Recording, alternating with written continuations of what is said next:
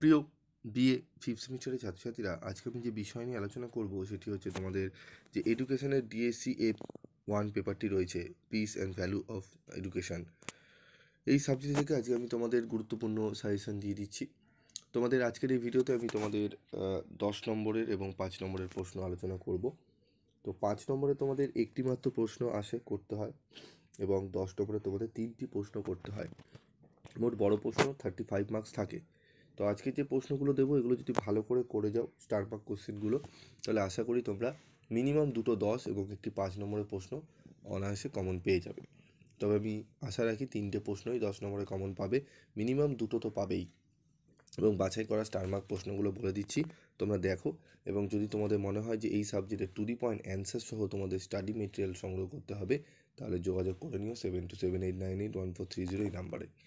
তো দেখো, আমাদের 2 মার্কসের কোশ্চেন হবে 15টি, 10 নম্বরের প্রশ্ন 3টি এবং 5 নম্বরের প্রশ্ন 1টি। টোটাল 65 মার্কসে আমাদের কিন্তু পরীক্ষা হবে। তো চলো, তার জন্য কী কী প্রশ্ন রয়েছে আমরা দেখে নেবো। Important 10 marks question. তো 10 নম্বরের কোশ্চেনগুলো দেখে নেবো আমরা। শান্তি শিক্ষার প্রকৃতি ও গুরুত্ব বিশ্লেষণ করো। শান্তির জন্য শিক্ষার লক্ষ্যগুলি বিশদে আলোচনা করো। এই দুটো প্রশ্ন অত্যন্ত গুরুত্বপূর্ণ, স্টার মার্ক করা। শান্তি শিক্ষা এবং মূল্যবোধ শিক্ষার মধ্যে পার্থক্য কী? ঠিক আছে।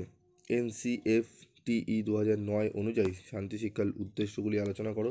প্রশ্নটা আমি স্টার মার্ক রাখিনি ঠিকই, তবে এই প্রশ্নটি কিন্তু আসার সম্ভাবনা রয়েছে। আমি তোমাদের বলবো 1 থেকে 5 নম্বর অবধি প্রশ্নগুলো তোমরা 5টি করে যাও, ঠিক আছে। তবুও যদি একান্ত না পারো 1 আর 2-এরটা আগে করো, তারপর 3-এরটা করো। গান্ধীজির অহিংসার নীতিগুলি আলোচনা করো, অত্যন্ত গুরুত্বপূর্ণ। মূল্যবোধের বৈশিষ্ট্যগুলি কী? মূল্যবোধের বিকাশে পরিবারের ভূমিকা লেখো। ঠিক আছে, পরিবারের ভূমিকা আসতে পারে এবারে 5 নম্বরে, তোমাদের দিতে পারে বা 10এও দিতে পারে। তো এই 5টি প্রশ্ন খুব ভালো করে রেডি করো আগে, ঠিক আছে। এবং যদি প্রশ্নের উত্তর করতে গিয়ে অসুবিধা হয়, অনেক বইতে দেখবে অনেক বড়ভাবে লেখা আছে, বা কলেজেও তোমরা হয়তো একটু বড় করে লিখিয়ে দিয়েছে। টু দি পয়েন্ট অ্যান্সার যদি পেতে চাও, তাহলে অবশ্যই তোমাদের পিভি স্টাডি ক্লাসে স্টাডি মেটেরিয়াল সংগ্রহ করতে হবে। তারপর দেখো, শান্তি শিক্ষা প্রতিস্থাপনে বিদ্যালয়ের ভূমিকা লেখো। দ্বন্দ্বের সংজ্ঞা দাও, এর কারণগুলি বিশ্লেষণ করো। দ্বন্দ্ব নিরসনে মূল্যবোধ শিক্ষার কী ভূমিকা রয়েছে। মূল্যবোধ শিক্ষার বিকাশে সমাজের ভূমিকা লেখো। মূল্যবোধ শিক্ষার বিকাশে সমাজের ভূমিকা কী, এটি আমাদের আলোচনা করতে হবে। তারপর রয়েছে দেখো, দ্বন্দ্ব নিরসনের লক্ষ্য ও উদ্দেশ্যগুলি কী কী, মূল্যবোধের শিক্ষা কীভাবে দ্বন্দ্ব নিরসনে সাহায্য করতে পারে। এই 9টি প্রশ্ন দিয়েছি। তারপর রয়েছে দেখো, মূল্যবোধের প্রকৃতি ব্যাখ্যা করো, এ প্রসঙ্গে মূল্যবোধের শ্রেণীবিভাগ করো। এই প্রশ্নটি অত্যন্ত গুরুত্বপূর্ণ। যারা স্টাডি মেটেরিয়াল নিয়েছে, যারা এই 12টি প্রশ্নই ভালো করে নিয়েছে, 12টি প্রশ্নই দিচ্ছি, তাদের একদম নিশ্চিন্ত থাকো, তারা মোটামুটি ভালো নাম্বারই তুলতে পারবে। এখান থেকে কিন্তু 2 নম্বরের প্রশ্নগুলো আসে। আমি তবুও 2 নম্বরের প্রশ্ন কোশ্চেন অ্যান্সার দিয়ে দেবো তোমাদের। শান্তি শিক্ষার অগ্রগতিতে বাধা সৃষ্টিকারী বিষয়গুলি আলোচনা করো। শান্তি শিক্ষার প্রচারে শিক্ষা প্রতিষ্ঠানের ভূমিকা আলোচনা করো।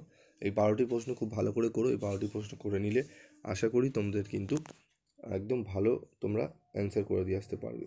এবং যারা ঠিকমতো পড়ে উঠতে পারোনি এখনও পর্যন্ত, তাদের স্টার মার্ক কোশ্চেনগুলো পড়ো, আশা করি উপকৃত হবে। তো আজকের মতো ভিডিওটি শেষ করব, দেখা হচ্ছে পরবর্তী ভিডিওতে। সকলে ভালো থাকবে, সুস্থ থাকবে এবং অবশ্যই পিভি স্টাডি ক্লাসের সঙ্গে যুক্ত থাকবে। সামনে তোমাদের আগামী 6 সেমিস্টারও রয়েছে, সেখানেও তোমরা কিন্তু ইম্পর্টেন্ট গুরুত্বপূর্ণ সাজেশন এবং তার কোয়ালিটির অ্যান্সার কিন্তু তোমরা পেয়ে যাবে। আজকের মতো এটুকুই।